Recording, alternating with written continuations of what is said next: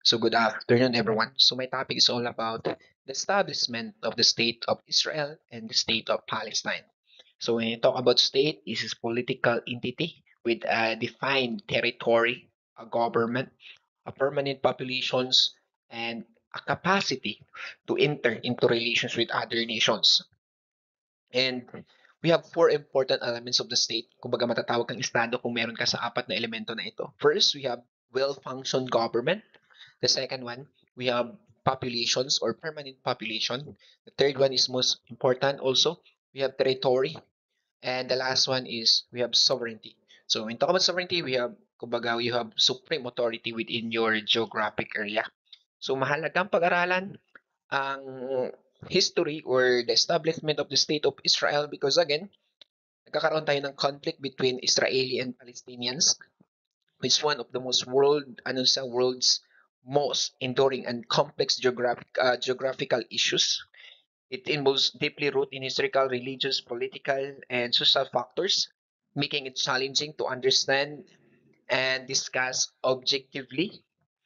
Kaya nga, as educator, we need to equip to handle these sensitive topics with accurate, avoiding biases, and promote critical thinking. Also, mahalagang pag-aralan because it foster our critical thinking and historical analysis. And also, kumbaga, it develop our sense of empathy and understanding. And the most important in studying this concept or this topic is to develop global citizenship. Now let's talk about the history of the state of Israel. So we have events or factors that lead to the establishment of the state of Israel. It was started on kumbaga, the early history and the Jewish connection to the land. Also after that one, nagkakaroon tayo ng rise of Zionism. And third, we have the British Mandate and the Balfour Declarations.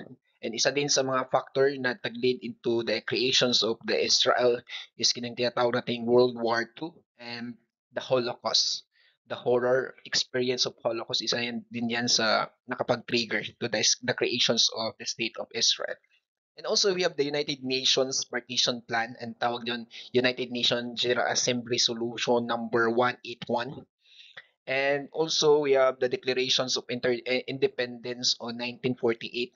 And nagkakaroon din tayo ng tinatawag na First Arab-Israeli War. So, isa yan sa mga factor kung bakit nagkakaroon tayo ng State of Israel. So, in 1800 BCE, so ang Hebrews, the nomadic tribe from Canaan, and considered themselves the chosen people who were directly descendants to Abraham and Isaac, and also we have Jacob and the 12 tribes. And Hebrew believes in ano, in one and only God, in one God, and that is called monotheistic. Abraham came from Mesopotamia and he traveled uh, go to Canaan because of utos ng Diyos and ang Canaan kumbaga that is the promised land of the Lord. And his journey towards Canaan and the settlements of Jews were explained in the Old Testament, and that is called Torah. Torah is the five important books of Judaism, which started from Genesis and down to Chronicles, which kumbaga nag-explain ang the settlement of kumbaga Jews sa pumuno ni Abraham in in Canaan. After their settlement in Canaan, Hebrews moved to Egypt because of drought, and Egyptian used them as a working force to create pyramid and other establishment in Egypt with force na siya sa pilitan or pag hindi ka sumunod ay papaluin ka or papatayin or may mga punishment. Kaya in 1250 BCE, Moses led Hebrews back to Canaan across Sinai. So alam natin to, ito yung hinati ni Moses, yung karagatan para makatawid yung mga Hebrews papunta o pabalik sa Canaan. And in 1025 BCE, Jews formed kingdoms, and that is the kingdom of Uzziah and the kingdom of Israel. And dito naganap or dito naganap ang pagtayo ng first temple, and it was happened in 1000 BCE. Kaya lang for how many years or after how many years, in 587 BCE, the kingdom was captured by the Babylonians, pumuno ni Nebuchadnezzar. And that is the first temple, or kumbaga ang first temple was destroyed. And dito din naganap ang the first diaspora, which means kumbaga the scattered of Jews across the world, or ito yung katumbas ng exile. Pinapalayas yung mga Jews sa kanilang mga tahanan or kanilang lupain. Kaya lang, the Babylonian was fall to the Persian rule sa pumuno ni Cyrus or Cyrus the Great. Cyrus the Great is known for, religious tolerance, and it was fall in 539 BCE. Since Cyrus the Great promote religious tolerance, he allowed he allowed Hebrew back to their land and established a second temple, and it was happened in 300 BCE. Kaya lang, for how many years again? In 70 BCE, Roman destroyed the second temple and the second diaspora was happened. So dito naman, na-exile na naman yung mga Hebrews or mga Jews across the world. So, and aside from that, Romans renamed the area to Syria Palestina after the Hebrews' enemy, the Philistines. So, pinalitan nila ng pangalan. Ito ay tinatawag na ng Syria Palestina. Now, for how many years after? Yung Roman Empire biglang bumait, lalo nang naging emperor si Constantine the Great in 313 CE.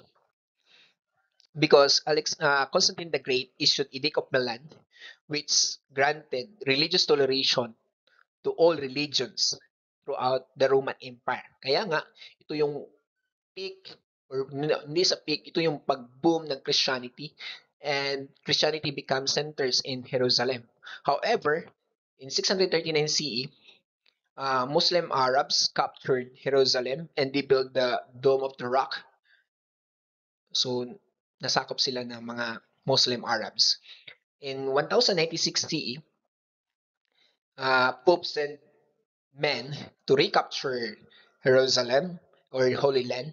Ito yung tinatawag na Crusades. However, sa Crusades, hindi po tayo nanalo. So, Christian did not defeat the Arabs. And in 1516 to 1919, for more than 400 years, ang Palestine is nasakop ng Ottoman Empire. Sila na ang namuno sa Palestine for how many years? In 19th century or late 19th century, so Jewish people, kumbaga, become up the idea na gusto nila na magkaroon ng sarili nilang homeland. Because siguro, sawa na sila sa discriminations, persecutions, anti-Semitism, which is rampant tayo sa Europe during that time. Kaya they come up the idea that they need to establish and develop Jewish homeland, particularly in Palestine. Kaya dito nagsimula or nag-rise ang tinatawag nating Zionism. So ano ba itong Zionism? Zionism is an nationalist movement that emerged in the late 19th century sa Europe. Ang goal nito is to establish and develop Jewish homeland, particularly in Palestine. At ito pa lalong sumikat nagpalabas ng libro si Theodor Herzl, na ang tawag ay Der Judenstaat, and that is called The Jewish State, and it was published in 1896. And because of this book, tinawag sang the father of the modern political Zionist. And also he convened the first Zionist Congress in Basel, Switzerland in 1897, which formally established the World Zionist Organization. So after World War I, alam natin na natalo po ang Ottoman Empire, and the League of Nations was established. The main goal is to promote peace and stability, and they granted Britain a mandate over Palestine. Ibig sabihin, they are tasked for administering the territory and preparing it for eventual self-governance. However, mas lalo pa itong nag-udyok sa Israeli and Palestinian conflict because they promised the two nations. First, for Arab or Arab Muslims, they promised Arab land in Palestine if they help to fight against the Ottomans. And the second one, ang mga Jews naman, they promise for national homeland in Palestine or in the Palestine if they help during because of their support during the war. At ito yung tinatawag nating Balfour Declaration in 1917. At dito nabuhay ng loob ng mga Jews na magkakaroon na sila ng tinatawag na homeland. At dahil dito, ito ay kumbaga ildyok kung bakit nagkakaroon ng tinatawag na Israeli and Palestinian conflict. So ang Balfour Declaration was happened on November 2, 1917 during the war. British Foreign Secretary Arthur Balfour issued a public statement known as Balfour Declaration to Lord Lionel Walter Rothschild, a prominent British Zionism. So as I said, dito na po nabuhayan ang loob ng mga Jews na magkakaroon na sila ng homeland. At the same time, dito po nag-rise ang conflict between Israel or Israeli and Palestinian people. Now, after World War I, nagkakaroon naman tayo ng World War II. And ang pinaka-famous na event ani sa World War II that support the creations of State of Israel and Palestine is kining ginatawag na tong Holocaust or kining the horror experience of Holocaust. Kung saan yung Holocaust? Ang Holocaust, the system-sponsored persecutions and murder of 6 million Jews by the Nazi regime or Nazi party sa pumuno ni Adolf Hitler and its collaborator which occur on or during World War II. So, bakit nga ba galit si Hitler sa mga Jews? So, Hitler believes or na-hatred or na-anti-Semitism sa mga Jews because of they believe that ang Jewish people ang hinungdan kung bakit nagkaroon ng economic downturns sa Germany. So, isa yan sa dahilan. Kaya, during the concentration camp, in the concentration camp, pinapatay, mabata man, mababae, malalaki, pinapatay, sinusunog. So that is very horror na experience. So isa sa pinaka-horror na experience ng mga Jews during the Holocaust. So because of the horror experience of World War II, labi na tong Holocaust, so many Jewish people migrated to Palestine, which increased the Jewish population in the land. So dati, ang population ratio sa Palestine is nasa 10 is to 2, meaning to say 2 Arab Muslims is equivalent to 2 Jewish people. However, because of the migrations and the horror experience of World War II, so nag-increase ang population sa Palestine, labi na ang mga Jewish populations. And also, after World War II, so ang Palestine was turned over to the United Nations in 1947, and the United Nations General Assembly was crafted Resolution 181, or also known as Partition Plan. So ang primary purpose is to resolve the conflict between Israeli and Palestinian conflict. So, so in other words, the partition plan or resolution 181 was created to resolve the future status mandatory Palestine after the British mandate was set to expire. So ang partition plan gitunga ang Palestine. So natunga sa tatlo. Una, kanang yellow na part, kung makita niyo sa mapa, kanang yellow that is for Jewish homeland, and kanang black yan na part that is for Arab Muslim or for Palestinians. And kanang white, kanang Jerusalem, that is the international zone. So ang partition plan nagibuhat sa United Nations was accepted by the Jewish people. However, ining ang Arab Muslims or ang Palestinians was rejected the proposal of the United Nations. So even though the Palestinian people rejected the proposal of the United Nations partition plan, the Jewish people declared their independence in 1948. So nagkakaroon ng declarations of the establishment of State of Israel on May 14, 1948 in Tel Aviv. So it marked the formal terminations of the British mandate for Palestine and the birth of the State of Israel. So ang declaration gibasa ni David Ben Gurion, and David Ben Gurion was become the first prime minister of Israel. Now, after the declarations of independence of State of Israel, Arab nations declare war against Israel, and military forces were set or sent. And dito nagsimula ang First Arab-Israeli War. And in 1949, Israel defeated Arab forces with the help of the United States. As the result, mas lumaki ang teritoryo ng Israel at lumiit ang teritoryo ng Palestine. And ang Gaza Strip is nasa ilalim or nakuha ng Egypt. Ang West Bank naman ay nakuha ng Jordan at ang Golan Heights naman is nakuha ng Syria. So, ang pangyayaring ito ay itinuturing ng mga Palestinian people as Nakba, meaning to say, the catastrophe. Bakit? Because marami ang lumikas, na marami ang naging namatay at marami ding napilitang lumaya sa kanilang tahanan at marami ang nagiging mga refugees.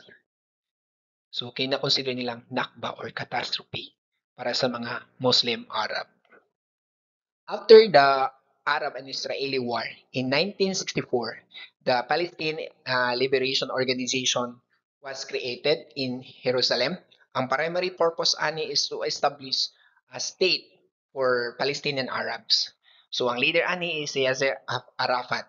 So PLO marked a crucial turning point, giving the Palestinian people a formal, unified political voice and placing their struggle for self-determination at the forefront of international attentions. So ito po ang naghudyat ng creation of formal creations of State of Palestine. 3 years after the creations of PLO, so nagkakaroon ng Six-Day War in 1967. Israel initiates a strike on Egyptian Air Force on the ground, and Israel captures the East Jerusalem and West Bank from Jordan, and Golan Heights from Syria, Gaza Strip and Sinai Peninsula from Egypt. So in other words, nakuha ng Israel ang mga area na nasakop ng mga Arab nations during the First Arab-Israeli War. For how many years after, nagkakaroon naman ng the Yom Kippur War in 1973, which Egypt and Syria tried to get back their land taken from the Six-Day War, which end in United Nations ceasefire. So in other words, nothing won or lose during this war. So after 5 years, in 1978, nagkakaroon naman tayo ng tinatawag na Camp David Accords. So it is a peace treaty between Egypt President Anwar el-Sadat and Israel Prime Minister Menachem Begin, and it was facilitated and arranged by U.S. President Jimmy Carter on September 17, 1987. Because of these accords, they received both Nobel Prize or Nobel Peace Prize.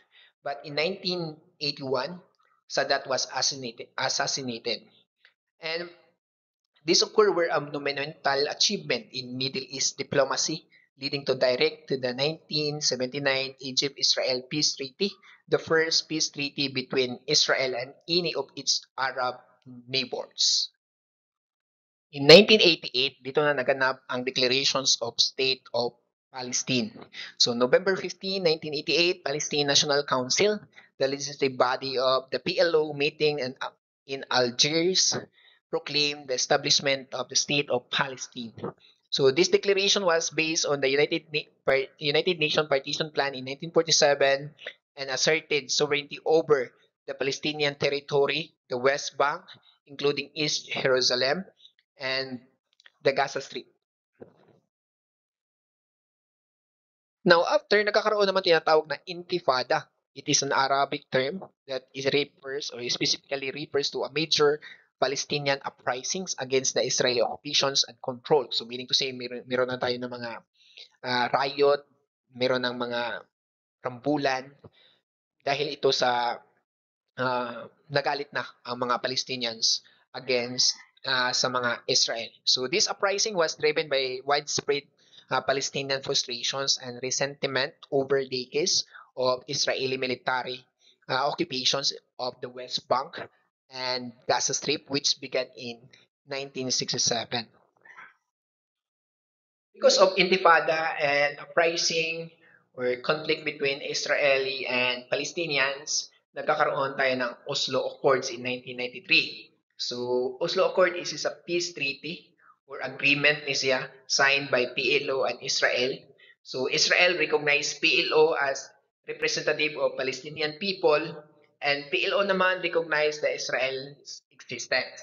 So, Palestinians gain control the Gaza Strip and the West Bank.